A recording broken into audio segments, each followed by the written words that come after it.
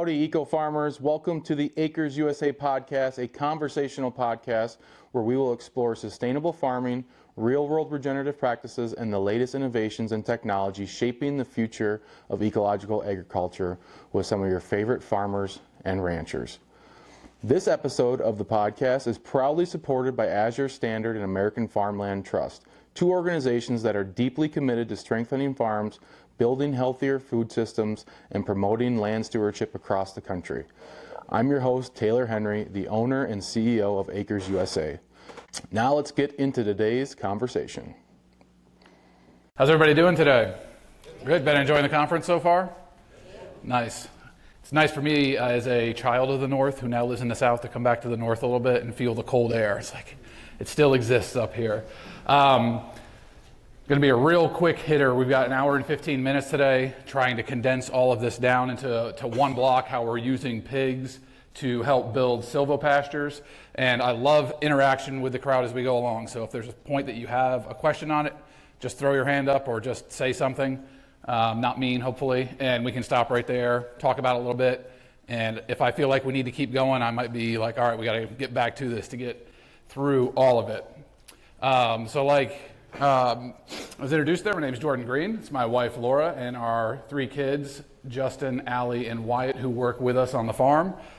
Kind of took a unique route on my agricultural journey of growing up on kind of a homestead thing. My parents had 10 kids ultimately and needed to feed a lot of them. So we had kind of that homestead experience of raising broilers, dairy goats, never really got into cattle much, a couple pigs. From there, had an opportunity in 2001 to go do the apprenticeship at Polyface Farm for a little over a year. And then it was after that I had the opportunity to do the other thing I wanted to do with my life, which was go to the Marine Corps. So I figured you can farm when you're 40, but no one's joining the Marine Corps when they're 40. And now that I'm past 40 now, I realize that's a very wise route to go. You can't do as many push-ups when you're 40 as you can when you're 20. So did that. We came back to Virginia in 2009 and founded J&L Green Farm. We are a direct-to-retail meat type of farm. So we currently do grass-finished beef with a cull cow herd that we cycle through every year. So that's why all of these look like older beefs, or as we would call them, aged cows. Cornish cross broilers, we raise about 10,000 a year on pasture in a very seasonal model, so kind of April through October. So we're done with that for this year. We also do pasture-raised turkeys. We did about 1,000 into the freezer this year of them. But what ended up being the centerpiece enterprise of our farm, how many of you guys have had this happen where you have an idea for a business or something you're going to do with your life, and you're like, it's going to be this way, right? How many of you know or maybe have gone through the process of writing like the very in-depth business plan that takes like years to compile and all this stuff? All right, as famous military commanders throughout the ages have said, no plan survives first contact with the reality on the ground. We thought the broilers would be our main enterprise when we started, but it turns out that the context of the farm and of our local market ended up being pigs.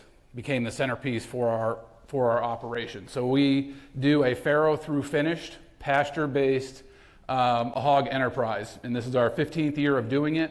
For the last 12 years, we have had a closed herd and kept all those genetics internal to our farm, trying to develop a phenotype that works well in our context. So that's a real quick go-through of what we do.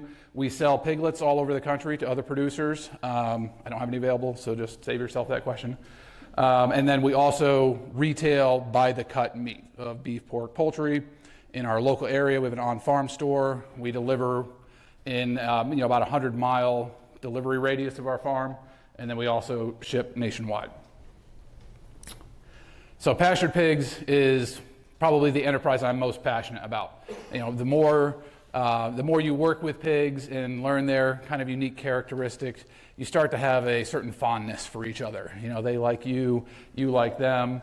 But I've been able to travel around the country and visit a lot of farms and see how things are done online. Of course, any of you guys in the pastured pigs forums on Facebook or anywhere there, you see all kinds of stuff in there.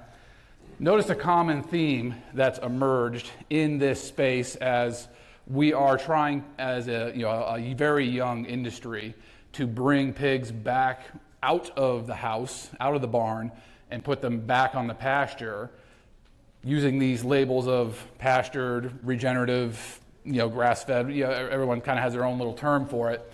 They have a consistent problem that really isn't talked a lot about, especially at conferences. So congratulations, we are all here discussing it here for the first time. Tell me if you can see what the consistency is in all these photos.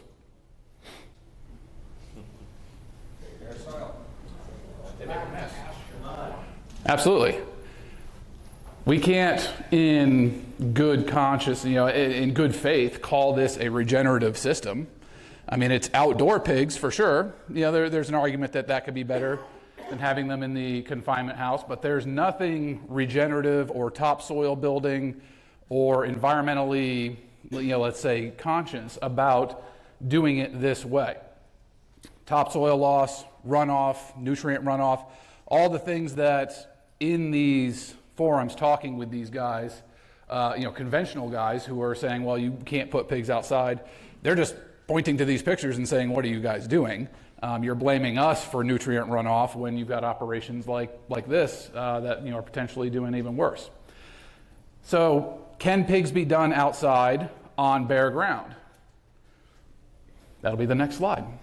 So I think we need to have, as a community of pastured pig producers, a conversation about what it actually means and have some definition to the terms. So, to me, it has to be more than animals living outside. It's more than a seasonal movement between outdoor paddocks or dirt lots. Pastured or regenerative, it implies the highest standard of management possible for both the animals and the ground they live on. Frequent movement to regenerated vegetation ready for harvest. Extensive recovery and ground rest for the majority of pasture under management. So we have nutrient recovery by plants and soil retention. Anything else just isn't. So I'm not against producers who have pigs in those dirt lots. They're trying to do it in the best way that they can, but I think it's time to have a discussion about elevating our management practices as outdoor hog producers to the next level. So this would be a way that pigs could be done outside in a field with minimal movement. Sometimes you just don't have a lot of space to move pigs around. But what you can see here is there's shelters for them to be in when there's weather, so they're out of the mud holes in the bad weather. And there's extensive bedding on the ground. And that's keeping that soil from being just churned constantly. And that's something that we'll talk about here in a little bit, the role that pigs play in disturbing the soil and how that's not necessarily a bad thing. It's the duration of disturbance that ends up becoming the problem. So it can be done in a less movement to no movement setting outdoors by having extensive bedding on the ground to protect that soil and also absorb all those nutrients from the pigs. I imagine at this farm they're probably cleaning out those pens periodically, and that's going out on their crop ground back there as fertilizer. So the pigs are not the problem, but a potential partner, an instrument for developing vibrant landscapes. Our management of this amazing animal and its ability to beneficially disturb the landscape is where success or failure is achieved. So you look at a pig, it is a disturbing animal, right? Not, in its characteristics, right? But by its nature, it's a disturbing animal. It disturbs the ground. You've seen, the newspaper articles of herds of wild pigs in Texas completely ravaging cropland. That is in their nature, so that means there's a reason that's compatible with their environment for that disturbance. It's a very common thing, even now, but especially 100 years ago to 60 years ago, before all the pigs went into the barn, when they were still outside, you just put rings in their nose, right? Can't root the ground. If he's got a ring in his nose, it irritates his nostrils every time he digs the ground. A solution for the time? Yes. But now we have other tools that negate the need to use rings. We can use that pig's natural instinct to disturb for other things that we want to do on the farm. So it's our management that makes the difference. So we know Again, if you want to come and learn actual pigs, surprisingly, we haven't talked about silvopastures yet, but we have to start with the pigs because they're the foundation. We have a 3-day school that we do every year that goes really in depth on pig stuff. So we'll just kind of skip over a lot of that management of pigs and feeding them and all that, and arrive at the introduction to actual silvopastures. To, let's say, where we are in Virginia, sustainably manage pigs outdoors for a manageable stocking rate, which is really pulled from what is the ability of the soil to metabolize the nutrients that the pigs are putting down. It really comes down to about 2 sows per acre and 10 feeder pigs per acre. It's not a lot of stocking rate that we can have with those animals in a stable, sustainable way for the soil to handle the nutrients. That becomes a problem when pasture ground is, for us, let's say $7,000 to $12,000 an acre in our area. I was in a talk yesterday, Lancaster County. Any of you all from Lancaster? All right, he said it was about $30,000 an acre there for pasture. Is that right, in the ballpark? Surprisingly, talked with some farmers last year from Utah, outside of Salt Lake. It's almost $100,000 an acre in areas out there. Real estate is expensive, especially pasture and crop ground. Most grazers, and especially crop guys, absolutely cringe when you talk about putting pigs on their precious hay ground or crop grounds. Okay, so it can be done. We can integrate them on the pasture, but let's look for another solution.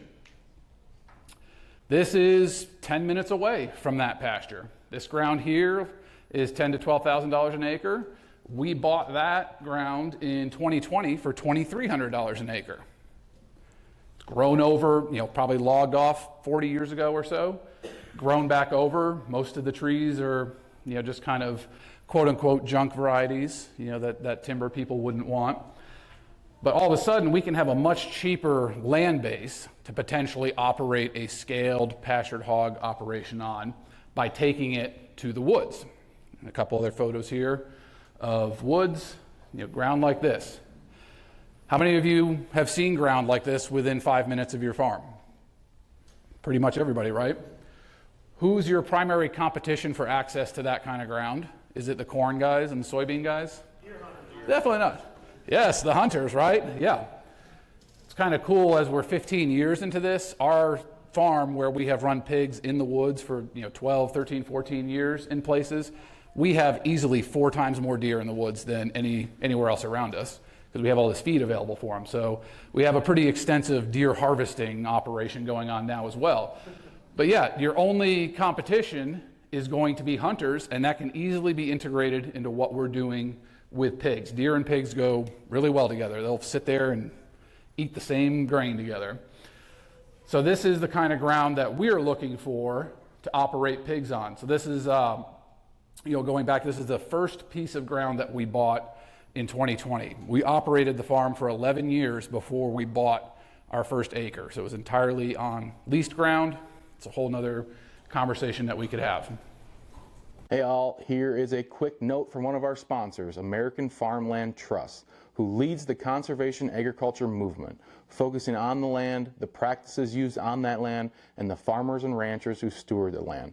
Working from kitchen tables to the halls of Congress, AFT's mission is to keep farms and ranches thriving. Since its founding in 1980 as a membership-based organization, AFT has helped permanently protect over 8 million acres of agricultural land, advance regenerative farming practices on millions of acres, and supported thousands of farm families. Find technical resources, network opportunities, and more at farmland.org. Now, densely wooded or heavily canopied acres are slow to regenerate and shade out the potential for ground forages.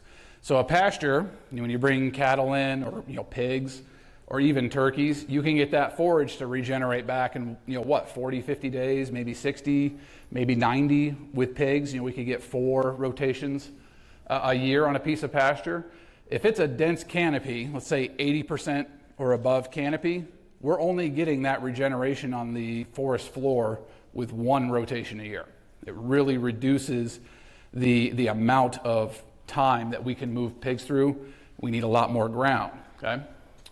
While they can be used for managing swine, there's limited potential for complementary enterprises. So we can't graze herbivores in the woods very well. Of course, the goat enthusiasts will say, well, you can graze goats. Well, yeah, you could do it for 1 year and then all the underbrush is largely gone, or you have to give it another year to regenerate before they come back. The shaded forest floor ecology is a very slow one because not much energy is reaching the ground. Not much sunlight is getting down there. So this is where silvopastures come in. I was trying to look up a definition that everyone might be familiar with, so I just pulled it off of Google from the Forest Service here. The deliberate integration of trees and grazing livestock operations on the same land. These systems are intensively managed for both forest products and forage, providing both short and long-term income sources. Every forester will say that through gritted teeth to you. They absolutely hate any discussion about silvopastures, NRCS. They don't want to hear about it. There is no money out there for converting forest into silvopastures, so you got to go at it alone with this. This is kind of heresy in certain circles to have these discussions. But essentially, a silvopasture is a shaded pasture. Typically 30 to 50% of shade over that area. So there's some advantages to silvopastures. How many of you guys are south of the Mason-Dixon line with me? Wow, we are really outnumbered up here today, guys. It's like all four of us. All right, heat is a big problem, right? Having shade for herbivores is something that either you got to bring in big shade canopies for, or have paddocks that are cutting into trees to give them shade there. We can't just put a herd of cattle or any herbivore on the pasture from, let's say, June through September without some kind of serious shade. So we can take care of that problem with a silvopasture. Feed crops for animals. Were any of you guys in the silvopasture class yesterday? Yeah, a lot of cool stuff that can be done with trees providing food for the animals. For us, we're doing from forest to silvopasture, so we have a lot of mature nut trees that we can use, oaks, hickories, walnuts, things like that. Multiple opportunities for revenue through multi-speciation, other things that you can do with a silvopasture we'll talk about here in a little bit. Marginal ground is cheaper and more readily available for lease or purchase. So to this day, we are still actively looking for pasture ground around us to rent.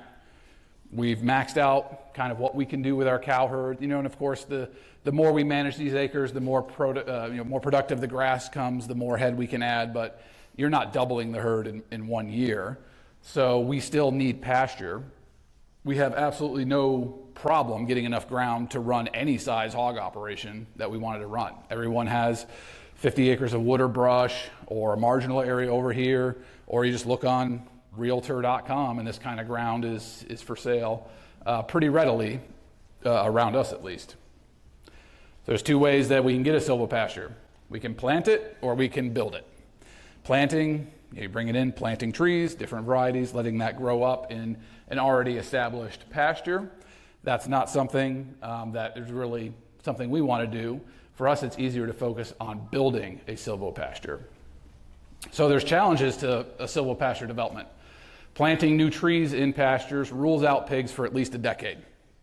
Pigs will kill any tree that they can physically push over, which is about anything smaller than 3 inches in diameter. So if we're planting a bunch of hardwoods to develop a silvopasture, pigs are realistically going to need to be out of the scenario 8-10 years before they could come back in. We do a lot of poultry on our pastures. Anyone tried to move poultry shelters through the woods? It's not fun. It's not great. So it limits what we can do with a poultry operation. Do any of you guys use a contractor to make your hay? All of our hay is made by a contractor. They get very upset about any sticks that are out there. So getting them to do a silvopasture going to be a hard ask. Clear cuts, logging, and forestry mulching can cost thousands of dollars per acre and damage the trees. So going from a forest to a silvopasture, what's going to be the most effective way that we can do that? Well, we could hire a logger and have them come in and clear it all off. And it will look like a nuclear weapon went off on that ground when they're done. You can get someone with a forestry mulcher to come in and grind up most of the stuff that's there. Where we are, they're running like $300 an hour to bring them in. So however many hours you want, get ready with your checkbook. Anytime you drag logs out of a woods, what does it do? Damages the trees that are left. Like you can go into a woods that has been logged 30 years ago and tell where they were pulling logs out of because of the crown damage on the trees that are left. So doing it all at once is costly and wasteful of resources and rules out progressive adaptation.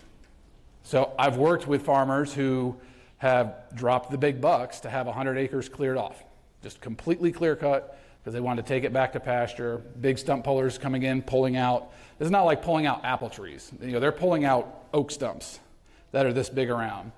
Very expensive process. It was about 14 years ago that this farm did it, and that ground is still not what I would call pasture quality. It takes an incredibly long time to recover from that level of disturbance. But if you want to write that check, I'm sure someone would love to cash that for you. And what do I mean by progressive adaptation? If we take a longer term perspective at developing a silvopasture, it means we can tweak the approach a little bit every year as we go along. And we'll talk more about what that means as we go on. So, we have some woods, we have some brush ground that we want to manage pigs, right? We need to put in a ton of fencing, right? Very hardened walls on the outside, extensive interior fencing to keep the pigs where we want. No. That's all we need to manage pigs in the woods, all right? You might laugh, you might snicker a little bit. Getting pigs to respect fence is 100% a function of your management of the pigs. They are fully trainable to electric fence. We just have to figure out how to do it right. And we use sows as our primary partner animal in clearing forest for silvopasture. So, coming from a military background, we gotta have a mission. What are we gonna do? So for us, it's pretty simple. We actually have this printed off and in the work area on our farm. Most of the people who work on our staff are working with pigs. So this needs to be forward in their minds. That what do we want to do? We want to produce healthy, low-stress hogs and the highest quality pork by mimicking millennia of selective pressures and genetic adaptation through movement in an ecosystem while grazing and foraging. Simple enough, right? Reduce or eliminate many of the infrastructure costs prohibition small farmers face. That's a little bit harder on that one. Any of you guys from Iowa, big hog country? What's the per spot cost to build a hog house? $500-600 a head? Yeah, something like that. Gestating and farrowing, it's about $3,000 a head just in your infrastructure costs before you even get pigs there. How many of you can swing $2 million out of pocket to get into the pastured pig business? Not me, all right? But can we reduce or eliminate that infrastructure cost? Not going to go too much more into that except to say, yes, our spot cost in this system is about $50 a head. And so that's for fence, water line, and roads to get the pigs out to where we want them to be. The third one, properly manage the disturbance and manure load. And then fourth, build symbiotic connections with other enterprises. So this is where it starts. We're not bringing in a forestry mulcher. We're not bringing in loggers. It's simply a dude with the hedge trimmer attachment on the front of that, cutting a path through the woods so that we can get a fence in. About 3 to 4 feet wide, so there's enough space that when Miss Piggy comes out, she'll see the fence before she runs over it. Pigs don't have very good eyesight, so them being able to see the fence is very, very essential for them behaving themselves. Don't need to clear anything else. So you can see we have a lot of multiflora rows, like over on this side. Who has that on your farm? Multiflora rows. Yeah, love it, don't you? Up in the trees. I've seen them 20, 30 feet tall, just going up into the trees. Hack a path through that. We're getting the fence up, and we're moving pigs in. So I'm going to show you this picture first. This is a area that we've run pigs on at this time, probably 7 or 8 years in this area. So this is more developed into a silvopasture. But I wanted to show this to you guys just to show you the clearing ability that pigs have. They've been in this paddock for probably 4 or 5 days at this point. You can see what it looked like before they went in. That's all them. That's not us doing anything except putting the fence in there. So especially sows are a very powerful animal, and they love to eat. Like Thanksgiving, they would love every day to be Thanksgiving. And they can have a very disturbing effect on the landscape. You notice they're not digging holes, but we are having a disturbing effect on the weed growth that's there. Multiflora rose, that's gone. We do not have one multiflora rose bush on our farm. That's one of the first things they eat, they love it, and it's gone. This year's 50th annual Acres USA EcoEgg Conference was one for the record books, and now you can relive many of the inspiring moments. The 2025 EcoEgg recordings are now available for purchase, featuring all keynotes, breakout sessions, and other expert presentations from the nation's leading ecological ag thinkers and practitioners, such as Gabe Brown, Joel Salatin, John Kemp, Nasha Winters, and Dr. Don Huber, and many more. Whether you're a farmer, rancher, educator, or ag professional, these recordings put the best of sustainable agriculture at your fingertips, so you can learn at your own pace, revisit ideas, and take your operation to the next level.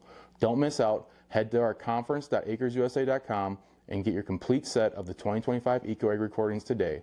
Your soil, your farm, and your future will thank you. This is where the key side with the pigs comes in. And again, not going too much into pig management, but I did want to put this slide in that an important element of this is overseeding paddocks with annuals or perennials 1 to 3 days before hogs are moved. So our pigs move every 7 to 8 days for our sow sets that are in the woods. Just give you the quick down low on it, there's 12 to 16 sows in a set. They are systematically rotating through about a 10 to 12 acre range, so we call it a hog range, which times it so that they are coming back to a particular spot 2 to 3 times a year. All right, so they're getting about 2/3 of an acre per paddock, moving once a week, and they're just doing a lap around this particular area. We're overseeding the paddock 1 to 3 days before they're moved, and this helps promote a cycle of harvest, disturbance, so that's what we saw here, right? They have harvested, they have disturbed, rest, and regeneration. The most key elements for managing pigs outside is right there, rest and regeneration, back to harvest. How long does that cycle take on your farm? That's entirely inside of your own context. So I can say twice a year, 3 times a year. Some places it's going to be once a year. Other places it might be 6 times a year. Allow the forage and the ground that you're operating on to give you that feedback loop of when it's ready to be harvested again. So this is out managing pigs on pasture, overseeding. This is forage sorghum. That is broadcast seeded. That is not drilled.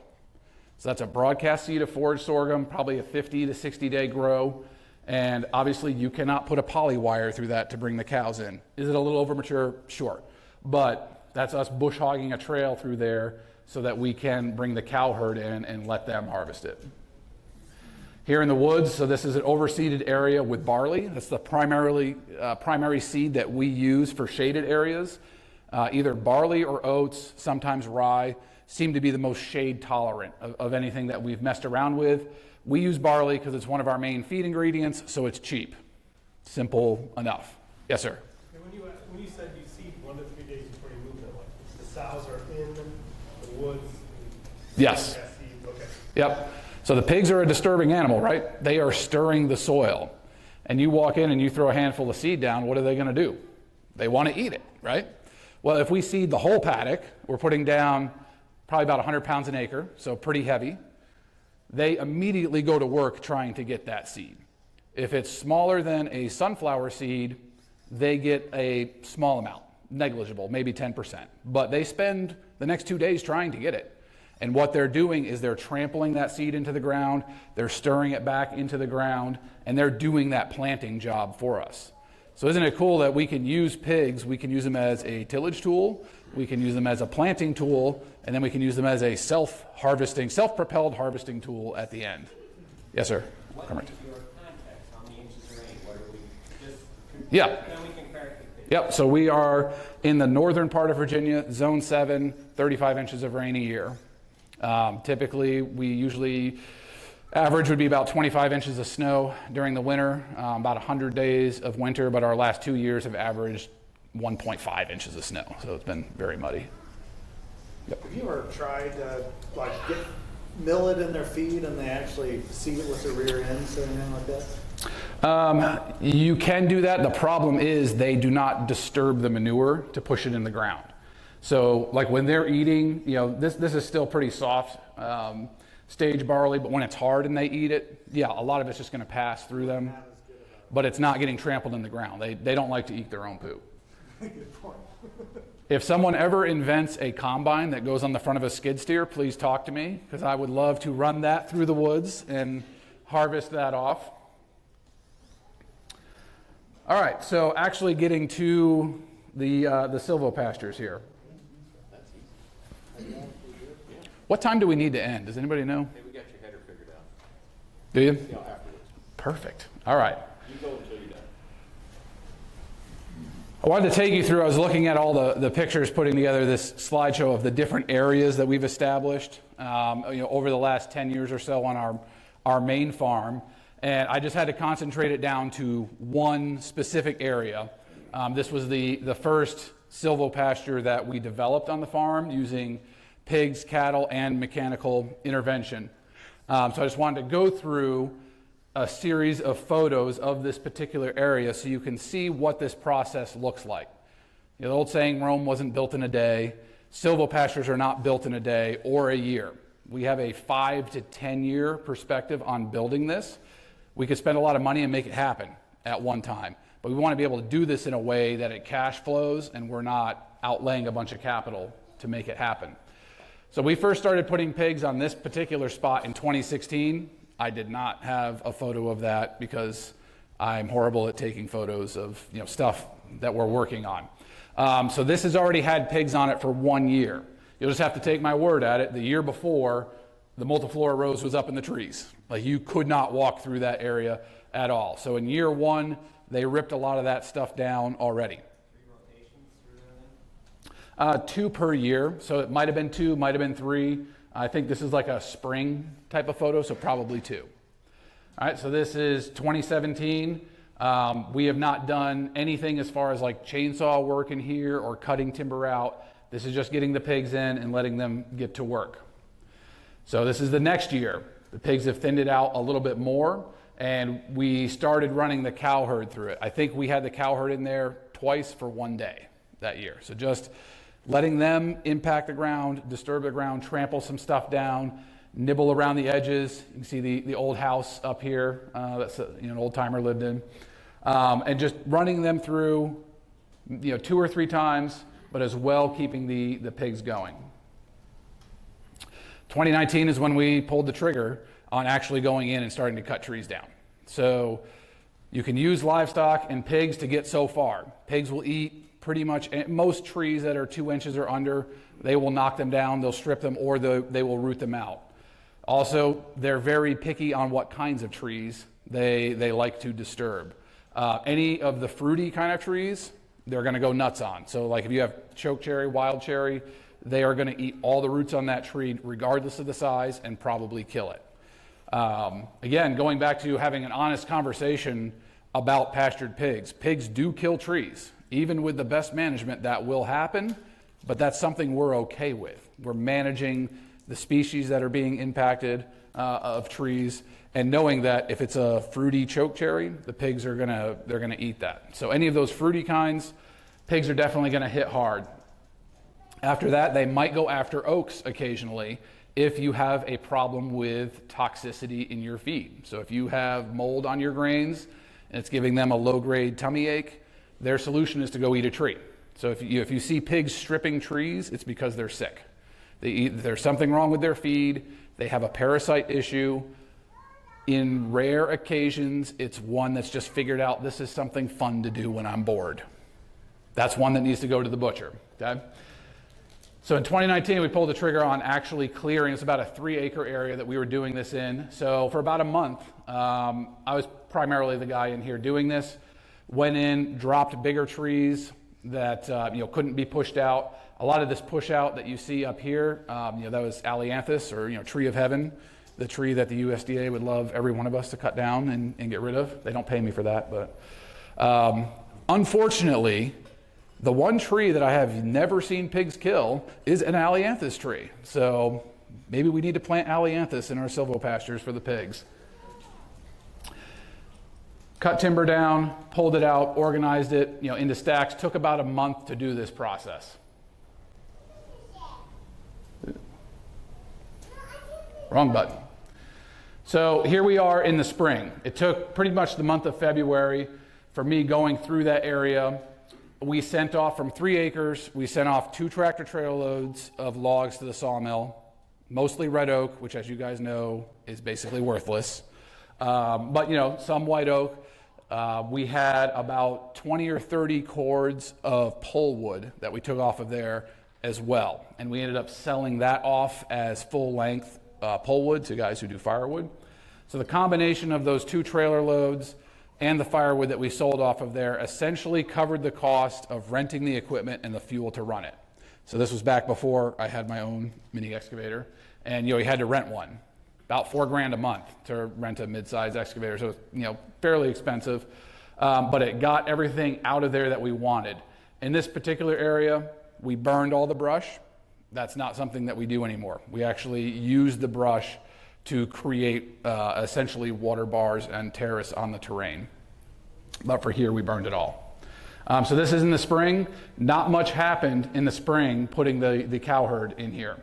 We threw some seed around when we were done, and tried to get that stirred in. But as you can see, the soil has been heavily disturbed and has lost that aggregation that Alan was talking about. And so that soil has to go into a pretty heavy period of healing and regenerating.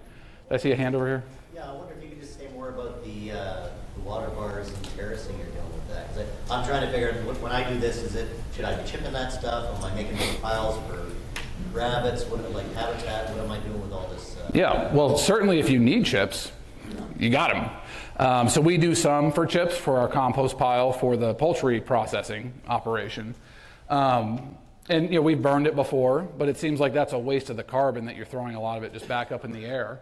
So what we're using it for is on those gullies and ditches in the area, we are building water bars going down there, essentially to stop water flow off of the landscape, because it's going to take it a couple years to heal from the disturbance that we've done to it, and that will just stop that water from gaining speed and running off. We have one pile that's been around for about 5 or 6 years that was pretty big. It was maybe, let's say, a third of the size of this room. And I would guess in about 2 years it'll be gone. So, the pigs have worked on it. They use it as kind of a hangout spot when they're there. And there's always rabbits or squirrels in it as well. So it's funny how often the things that we get worked up about on the way the farm looks or the landscape looks, we're the only ones that are worried about that. The animals don't care about it. The environment doesn't care. We're the ones that we got to clean up that brush. It looks kind of nasty. All right, so spring of 2019. This is a little bit later on in the spring, bringing the pigs back in to reintroduce their level of disturbance. So you can see the fence running right here. That's keeping them in this upper paddock. Using the pigs to press in and stir in an overseeded summer annual. Because what we're trying to do, the soil has been compacted here. All that equipment's been running over it. We need that soil to start loosening up. What's the best way to start loosening soil? Getting roots into it and let it the biome of the soil get going. So we use the pigs to stir it up and plant in forage sorghum for us. So this is the late summer of 2019. So this is less than a year after we had the pigs in there. We are getting forage going on the ground again. And so we were able to bring the cows in to graze that off and ran the pigs through again in the fall. Probably, I don't remember. So this is going, fast forwarding through the winter to late spring, early summer of 2020. You can see how that forage base is becoming established. It's like the soil is starting to wake up. The pigs have been putting down nutrients. The cows have been putting down nutrients. We're giving that extensive period of rest to the ground. Big difference when we hop forward one more year to 2021. So this is 2 years after clearing off this area. You can see there's a much thicker sward of forage on the ground. It's like the soil is starting to wake up again, and those microbes are going in the soil. So we're able to integrate this a little bit more into the cattle rotation. On our pastures, we typically get 7 rotations a year with the cow herd. At this point, I think we were at 3 on here. So we're still half speed of everything else. So when we would come to it, we're just skipping the herd through this area, but getting about 50% the productivity of open pasture at this point. How many days are they on that? The journey of trying to eat healthier foods it can be a very complicated one. Sometimes the complication is just as simple as, where do you find the right foods? And one of the things that is incredible about Azure is that they've taken that complexity and really simplified it. Everything you get from Azure is, clean food. Just the simplicity of it, to have that is amazing. For more information, visit azurestandard.com. Well, it really depends on the size of the herd. Most of the time we run a herd of about 70 cull cows. And so on that 3 acres, usually they would only be there for like 24 hours, maybe 36. We've done as little as 12, just kind of pop them through and then keep them on their way going. But, I'm sure, as you know, you guys graze cattle, I assume. Okay. There's no prescription. It's how much forage is there, how many head do you have, how much do you want to graze off. You need to move them when they're ready to move. Are you adding any commercial fertilizer to your operation? Nope, never. Yes, sir. You say cull cows? Mm-hmm. You bring in, you buy cull cows, and occasionally they calve, and occasionally they don't calve, and that's your meat animal then? Yep. Your terminal? Yep. Terminal. In and out every year. Thank you. 47% calving rate. Felt pretty good taking those calves to the sale this year. Yes. In the back, yes, sir. Are you selling those cows to breeding then? Yep, they are going to retail. Yep. Whole nother class. Yeah, it's a really cool thing. We've been doing it for maybe 6 or 7 years now. I'm sure you guys are familiar with Bud Williams, and his school of thought on that. There's always an undervalued class of animals at the stock sale. I have yet to see a year when pound cows are not that class. They are the most undervalued animal at the stock sale if you have a retail market. If you don't, you're really rolling the dice. But for retail, aged beef, so not like dry aged, but aged as in on the walker, beef, is becoming popular in Europe. There's restaurants that are really into that, but it has a much deeper flavor profile to the animals. And personally, what I like about old cows is they're never in a hurry to go anywhere. They're like, okay, let's move and go over to the next paddock. So your cutout is, give us an idea on your cutout. What do you, more hamburger, or are you getting happy some cuts? Yeah, so the question was on cutout of the beef. The percentage is going to be all over based on the carcass. But we have developed a relationship with our processor that we essentially, when we take in a load, we allow them to evaluate the carcasses and decide what's good enough for steak and what just needs to go to ground. Usually it's about 60% are good enough to cut out completely, and 40% just need to go into all grind. But that works well for our retail side because we sell 2 cows worth of roast and ground for every one that we do a steak. So we need more ground product on our inventory side. So it's worked out really well. But definitely hit me up more if you'd like to talk about it. I'm almost as passionate about that as I am with silvopastures and pigs. All right, 2021, bringing the cow herd through. I thought what was cool about this photo from here, this is 70-80% the overseeded barley, but in this one here later on, we're starting to get a regrowth of more of the native forages on the ground.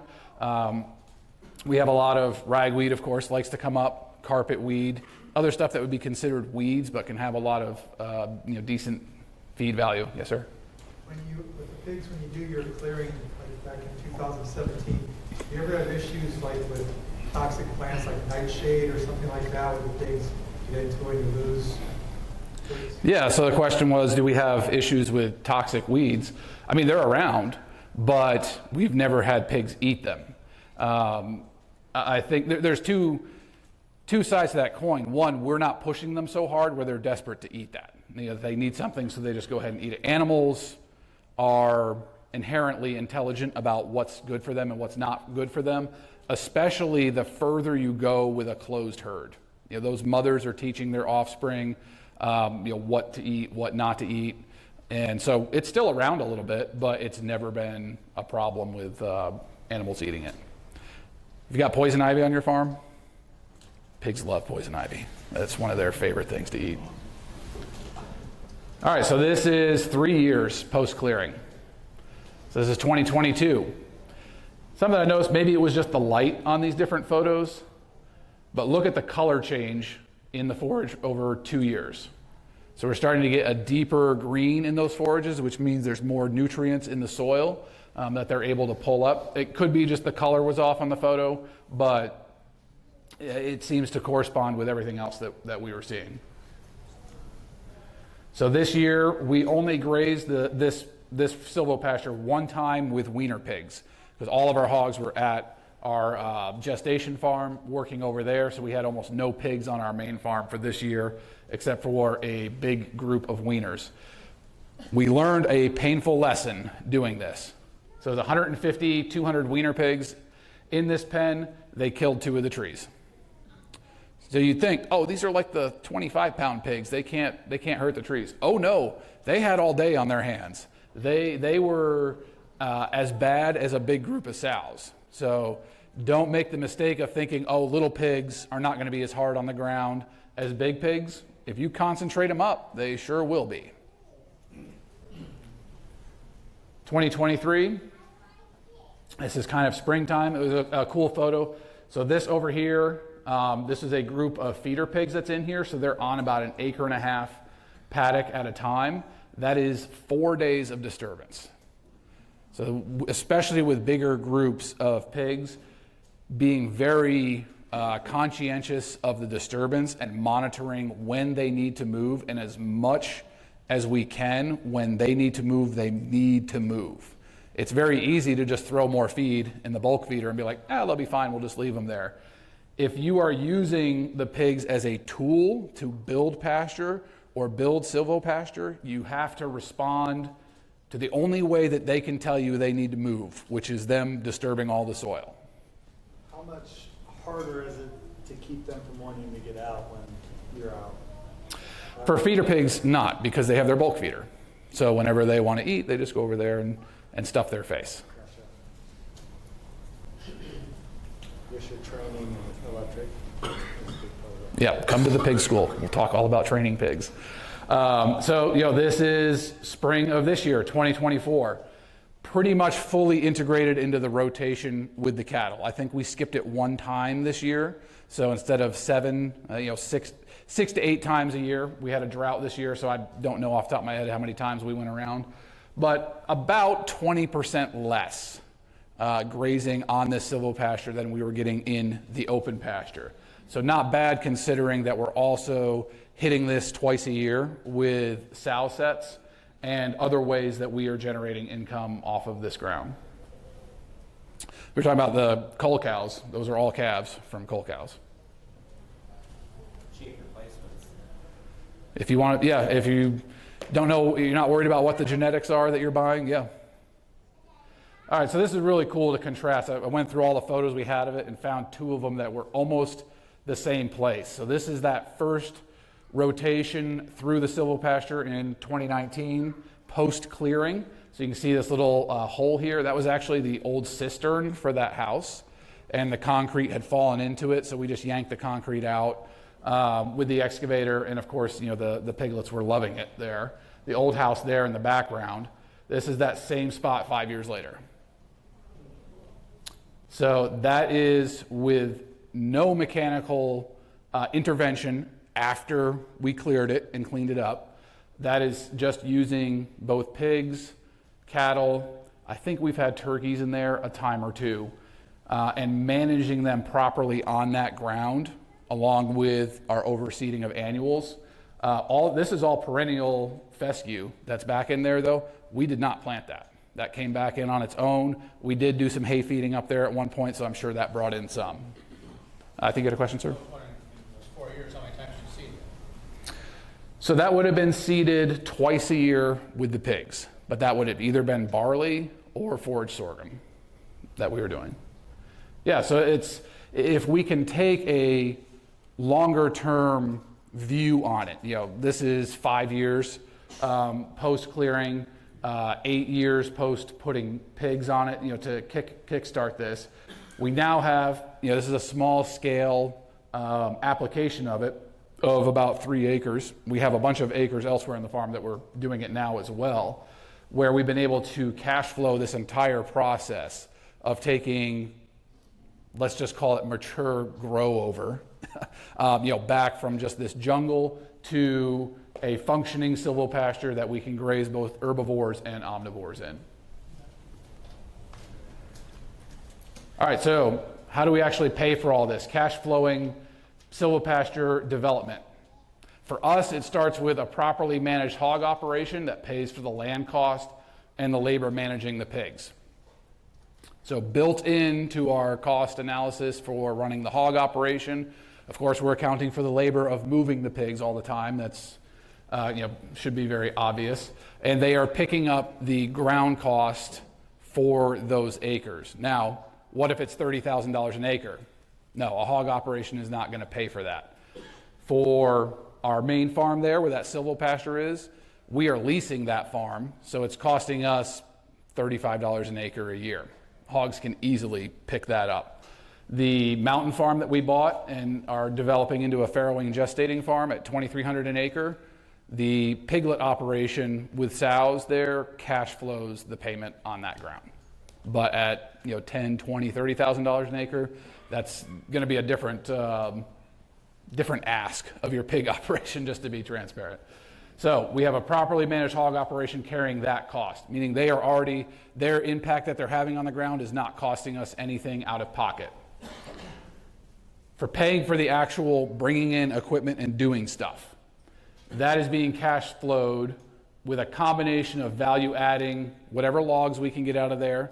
So we know there are species of trees that are going to exit the area after a lot of pig activity, and primarily that's going to be red oak. They do not like having their root systems disturbed, and as you start to clear it over, they're going to start blowing over anyway. So pretty much all red oak we get out unless it's a small hardy tree. If it's a mature tree, we're going to take it out. Any of you guys have an issue with oak decline in your area?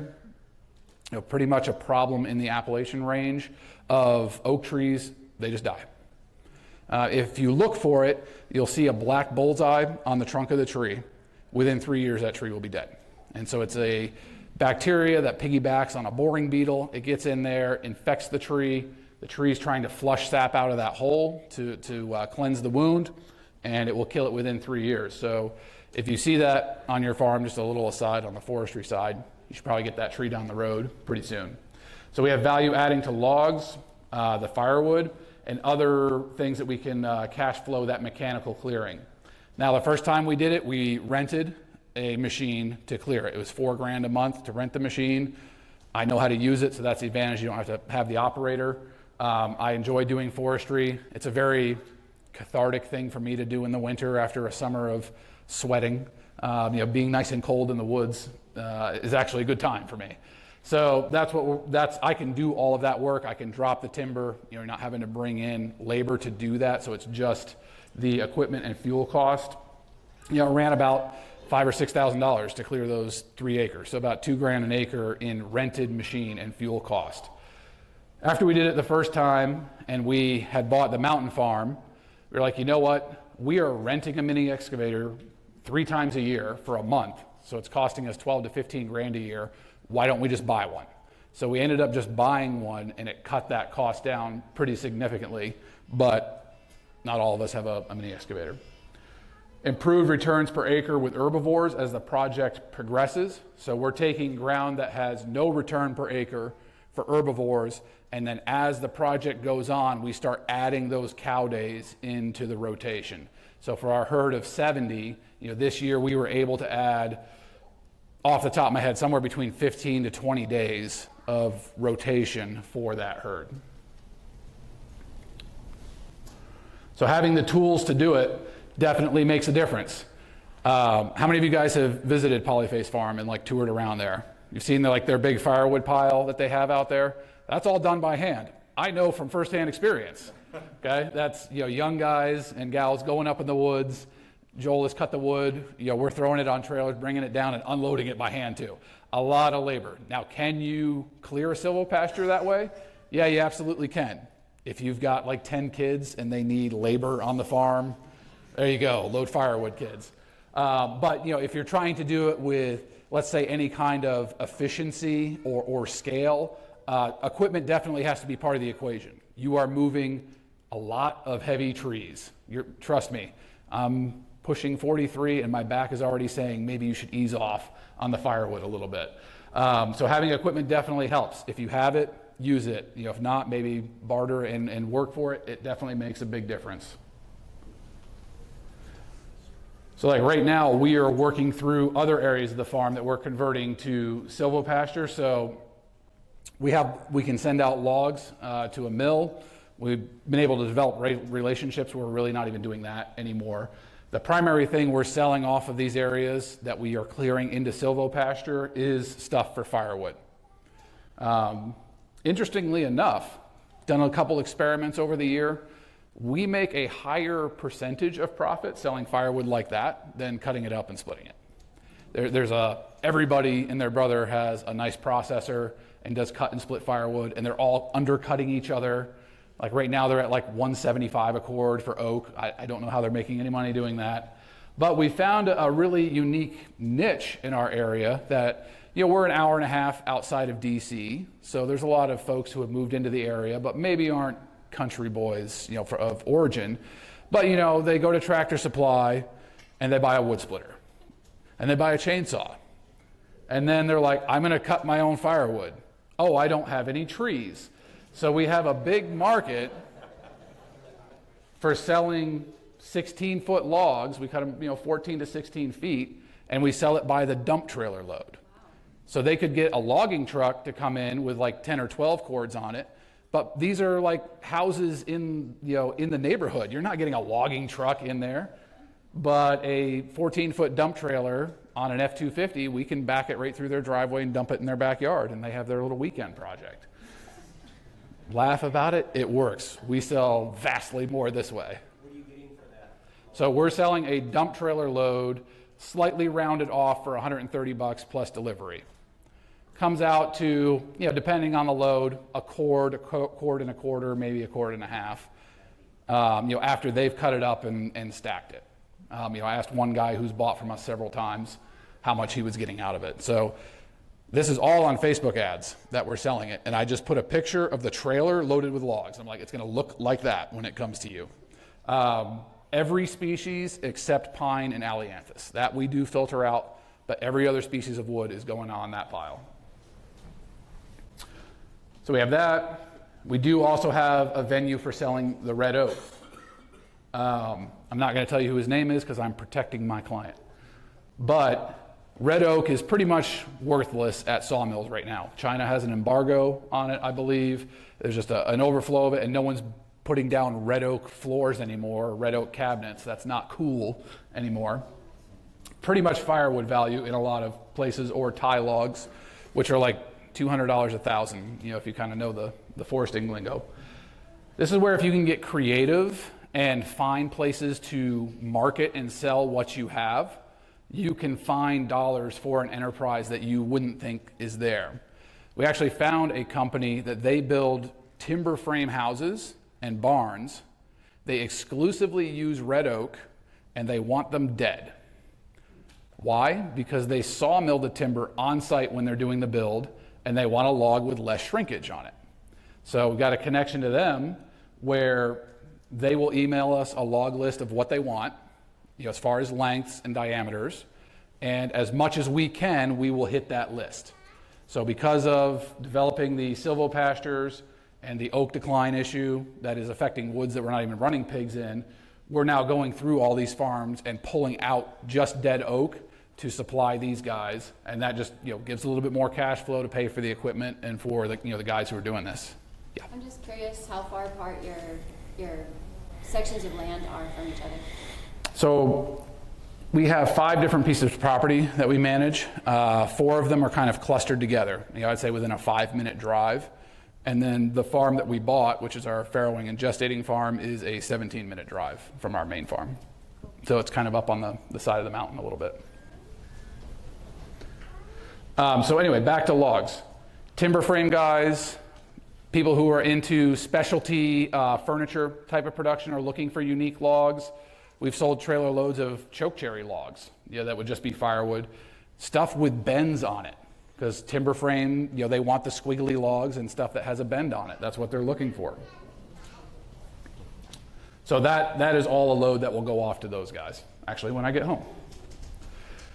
What are other ways, though, that we can value add to ground that we have? It's going to be very unique to every property that you have. We talked before about hunting. That is already a big market. It's becoming even bigger, where there's apps that are essentially an Airbnb of hunting, where you can list your property earlier in the year. It goes out to bid for guys who want to hunt at specific times, or they want to lease the thing for the whole year.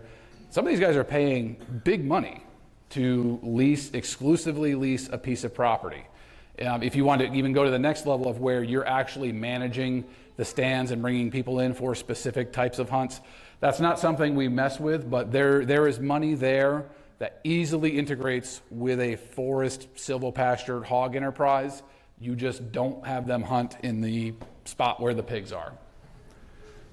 Other ways that we've found, though, for our particular farm in context to find additional value from the ground.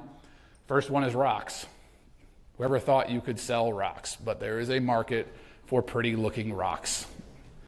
So these are sandstones from our mountain farm. We don't take them out till they're sold. They stay in the ground, right where they've been for a long time. But working with landscapers, they love big stuff like this. Do you know what they love even more, though?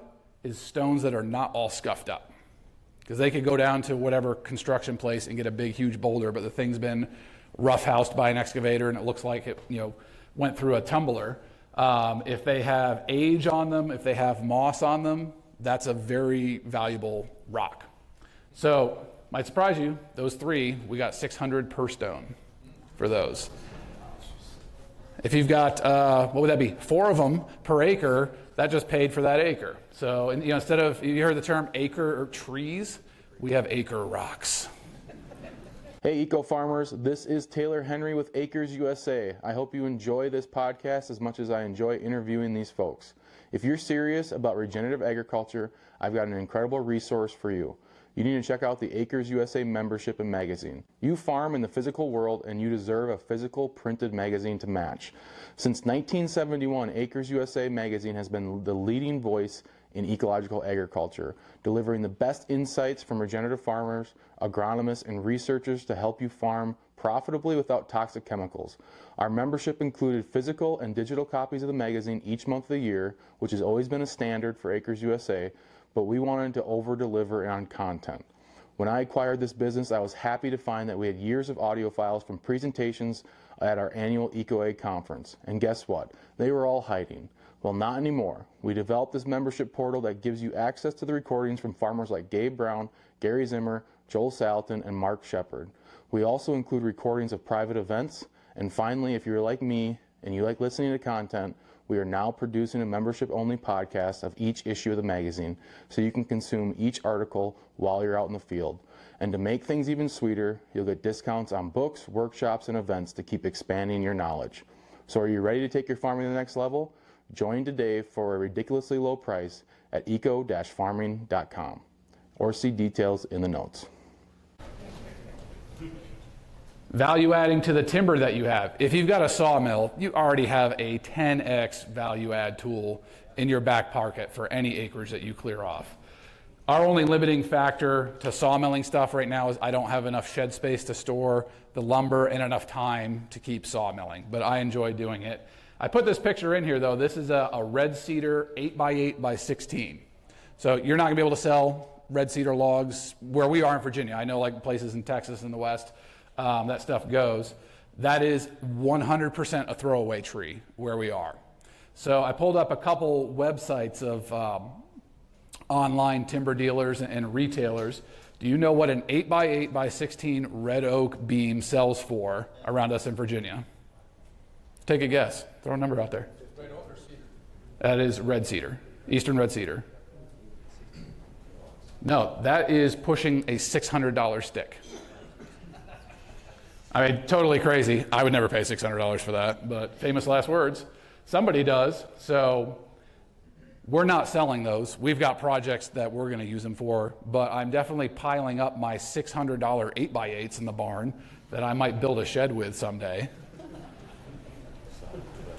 Yeah, things like, you know, lumber. If you want to get into that, you know, sawmilling lumber and selling it is a whole nother enterprise that can be very competitive with other guys that are there. Really kind of having it in specialty stuff like those bendy cherries and, you know, things that small woodworkers would be looking for. But, you know, for us, all that red cedar we will mill into something because it's a rot resistant timber that we can use down the road. Yes, sir. Have you ever sold any rough edge, 3-foot wide stuff? Not a lot. I mean, you can. It's just not something that we're actively marketing, because then you have to respond to what that, you know, what the customer wants. And usually it's like in the middle of the summer that they want something, and we're busy. So, you know, for us, it either goes out as firewood, as logs to those guys. Some of it we sawmill for ourselves. The other thing I wanted to point out was, who knows what kind of tree that is? All right. Not a maple. Someone said it. That's black walnut. Okay? If you are in a part of the country that has black walnut, that is the most valuable resource you have on your farm, right there. Not necessarily for cutting down and selling it. Decent money in that for sure. But that's a one-time harvest and you're done. Look what we have on that tree. That is being tapped. We're in our 4th year of producing black walnut syrup. Last year we tapped 200 trees, and it's a very niche product. It's a whole different ballgame than doing maple. If you've done maple, you have half of the necessary stuff to do it. It's very different than maple in a lot of ways that I'd be happy to talk with you about later. But black walnut syrup, a tree that size is producing $80 worth of syrup per year for us. So, yeah, that's probably a 24, basically 2 taps. And that's on average. Really unique about black walnuts, one awesome looking tree will give you a quart of sap a day. A tree of similar size, 20 feet away, will give you 5 or 6 gallons of sap a day. They are very finicky, so that's kind of averaged across, you know, the entire stand of trees that we're using. But, you know, if you were paying attention going through those photos of that silvopasture that we were developing, 80% of the trees that are left there are black walnut. And black walnuts work really well for a pastured pig operation. I've yet to see the pigs kill a black walnut tree. They don't mess with them. They probably don't like the taste of the roots, so they keep their disturbance kind of minimal around the trees. Black walnuts have held up really well to the clearing of the silvopasture, that they don't blow over. They seem to hold themselves pretty decent. And they have this triple crop opportunity there that we can capture. If you're in the Midwest, you know, you can sell the nuts. There's a market for those. I don't know if you actually make much picking them up, but it's there. The syrup is there. And then ultimately you can harvest the timber and have a successive regeneration project with black walnut.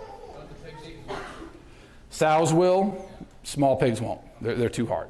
But the sows will definitely eat the nuts. We don't count it as anything towards their feed value. That's just kind of like the extra cookies at the Christmas party for them. Yes, sir? Do the walnuts have any kind of negative impact on the forage growing underneath them, do you find? Or? Did you see any? I didn't see any, and that's why I was surprised to see that. No. You say that 80% were black walnuts. Yeah, it seems that if there is adequate sunlight on the soil, it does not have a negative effect on the forage. Will prevent other trees underneath them. Yep. Other shrubs. Yep. Yeah, they kind of poison everything around to keep the competition out. They're kind of a crafty tree. Are you noticing the black walnuts then lose their leaves quick, so then the grass can get started to fall yet or get some growth? Yeah, that's an interesting point I hadn't thought about before, but yeah, black walnuts are one of the last to leaf out in the spring, and ours are dropping their leaves by the end of August. They're packing up, and by end of September for sure they're done.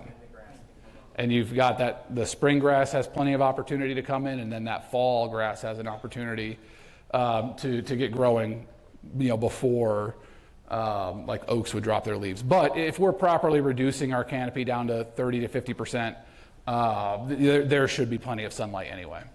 So really cool. Black walnut is something that I'm super excited about. I feel like we are barely scratching the surface on that. And if you were trying to mentally do the math on what $80 per tree equates to, black walnut syrup right now retails for $700 a gallon. It wholesales for $360 a gallon. So even if you don't want to retail and you just want to sell wholesale, there are buyers at $360 a gallon for it. Now, a tree that size, 2 pints a year. That's what its production is going to be. So you guys who do maple can tell me how much a maple of that size might give you. We have one sugar maple on a farm. I've never worked with them. I have no idea. But that's where black walnut is at this point. All right, so what have been our keys to success with building silvopasture? Having a 5 to 10 year development perspective, not trying to make it all happen in year one, working a little bit every year, working some the next year. When I said before about progressive adaptation, this allows your trees also to acclimate to the change over time. It takes, people who know more than me have told me, it takes about 10 years for a tree in a stand to adjust to being a tree without a stand. Having the root system to anchor itself in a little bit better and not blow over. So it makes sense not to go in and cut every tree out year one. You've just taken that whole stand and taken 80% out. Half of what's left might blow over. It also allows us, as we're managing the animals through, to see which trees are not doing well with the pigs being there or the cattle, and those are ones that we'll cut out. So we'll go in and cut out 30 or 40% of the trees that we want to get rid of, and then the next year come back and cut out some more to where the silvopasture that I've showed you guys and we worked through, it has 2 that we need to cut out right now, but then I think we're kind of in the clear. Everything else looks pretty solid. Managing animals to aid the process and carry the annual expenses. Cash flowing property is one of the most difficult things about owning the property. Just keeping up with the taxes, the mortgage payment, all of that. If we have animal operations that are cash flowing it gives us the breathing room to spend 5 to 10 years to arrive at this ultimate destination. And then 3, contextually create ways to cash flow the mechanical work. So if you take one thing away from this, because everyone gets excited about putting pigs in silvopasture and building it and all that, there has to be a way to pay for it. That mechanical part is going to cost money, whether you're doing it yourself or having someone else do it. It doesn't go from the standing woods to the lush silvopasture just by the animals. We have a pretty in-depth role to play at some point along the way that's going to cost money. All right, questions? All the way in the back. Any wetland environment experience? Most of our soils are pretty well drained, so we don't have an area that, let's say that NRCS would designate a wetland. You would certainly have to slow down the rotation, try to do it in drier times of the year, or when we first started doing pigs in 2009, we had real winters in Virginia, and it actually froze up in November and stayed frozen through March. So doing pigs in the winter was easy because they couldn't dig anything, the ground was frozen. For us, winter now is a mud season from December to April. So it's a much different management protocol that we have to do. So if you're going to do it in a wetland, be very conscientious of that and how quickly you're returning pigs to that ground. So, right here. When you're broadcasting your barley, are you just hand broadcasting that, or are you towing behind it? Yeah, so how do we broadcast the seed? Most of the time we do it by hand. We have had a spin seeder on the back of a little tractor that will drive around, but let's just say the most idiot-proof way is 3 buckets of seed, you're walking around throwing it by hand, rather than taking a machine in there. Because you'd have to get it across the fence, which can be done, but most of the time just hand seeding is the best way to go. Takes about 15 minutes per paddock to seed them. So, I'll just work my way across the room here, guys. So I'll take a couple more here and then come over to you guys. Yes, sir. You've seen this done in pine plantations? Sure. Yeah, there's guys in the south that are doing it. Kind of the same thing. At some point, you'll have to come in and cut some trees out. But pines can be pretty tolerant of pigs being around them. You do have to be aware of that season. For us, it's in February when they're starting to push sap. Pigs might want to go take a little nibble on that pine tree. So just being aware that they can get into the roots a little bit. How often is the rotation during winter? That you said that it's muddy. Yeah, so how do we do rotations when it's muddy? We're adding a lot more bedding, so we use bedding in the winter, and hopefully it's cold enough that the pigs will want to stay more in their beds and not be out rooting around. But there's times when they tear it up, and so the decision that you have to make at that point is, are you going to have a sacrificial pasture where they're just going to stay there for the whole winter, or are you going to move them a lot more frequently, like every day or every other day? What we've done when it gets pretty bad is we've kicked the pigs out of the forest into the pasture and gone to more like a deep bedding setup that you saw with those in that one picture, where we'll have a central hub that the sows are operating on. We're keeping that bedded really well with straw and flower peddling paddocks around that on the pasture, because a pasture will heal from a hard disturbance in the winter a lot quicker than the forest will. So, yeah. Are you doing anything special around water to prevent like really deep holes and things? Yeah, so the question was for pigs, how do you keep them from making a hole where the water is? You have to restrict their ability to spill water in that spot. So for our sow drinkers, they have to stand on a wooden platform to drink to get where the water is, so they can't dig right there. It's interesting, because I was using drinkers with a 55-gallon drum, so they're not spilling a lot of water, and I was still having troubles with... They're going to try their hardest. Okay. Yeah. And it also goes back to, is it in pasture or in the woods? Pasture. So yeah, when you're in the pasture, you don't want holes, because you're driving along and all of a sudden, you hit it with a tractor. But if it's in the woods, who cares? In the pasture, what we will do is once a year go around with a skid steer, and if there's anything like that, we'll knock that hole in, or maybe go get a scoop of dirt out of the woods and fill that spot in. So I think we had one more in the back, and then I'll come over to you guys. I was just curious, in the process of developing this, is there a certain time where you stop bringing the pigs back? Or since it's rough ground, you just kind of keep bringing them back?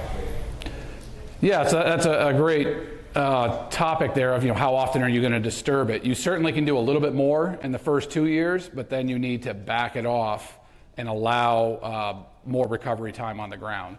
So in the areas that are really nice silvopastures now, we're going to knock it back to like once a year. We still could do twice, but it's not really necessary because we have other ground for the pigs to work on. So 2 questions from over here. We have 1 minute left, guys? Okay. All right. I like your IBC tote water design. Famous. I built one of those. Awesome. But I wanted to ask, I think I know the answer to this, but I think you don't have any perimeter fence around your place that you're then partitioning paddocks, or do you have a perimeter fence? Everyone's going to sleep better if you have a perimeter fence. Now, have we done it without it? Yeah. Yeah, but it's very contextualized. Like if they get out, where are they going to go? If they're going to go into the golf course right behind you, probably shouldn't do that. We started, our main farm has 17,000 feet of property line. When we started, it had 300 feet of boundary, and it took us 7 years to get it completely fenced in. So, sorry, I'm right back here in the hat. What do you do for, how deep do you use your straw bedding? Do you have shelters for your pigs? And then do you have supplements in their feed? Yes, yeah, there's supplement in the feed. In the winter, they do have shelter. Sometimes it's an actual building. A lot of times it's just a tarp tied between trees with straw bales on the ground underneath it. The deeper the bedding is, the more comfortable they'll be. So, start with 1 round bale of straw, just add to it as needed. So, all right, I think we're out of time, guys. If you would like, you can grab one of my cards on that back table there. It has a QR code you can scan that will take you to socials, YouTube, all that stuff. A lot of videos on the YouTube channel about how we do pastured pigs. So definitely check that out. And thanks so much for coming out today. Appreciate you guys. All right, that wraps up this episode of the podcast. Thanks for tuning in and being part of a growing community committed to soil health, land stewardship, and ecological agriculture. Find us on Spotify, Apple, Google Play, and all other trusted podcast platforms. Give us a follow, give us a like. Acres USA is North America's oldest publisher on production scale organic and regenerative farming. For more than 50 years, our mission has been to help farmers, ranchers, and market gardeners grow food profitably, regeneratively, and with nature in mind. A big thank you to our podcast sponsors, Azure Standard and American Farmland Trust, for supporting these conversations and helping us to spread the information and message of ecological farming. If you enjoyed this episode, be sure to subscribe, leave a review, and share it with someone who cares about the future of farming. We'll see you next time on the Acres USA podcast.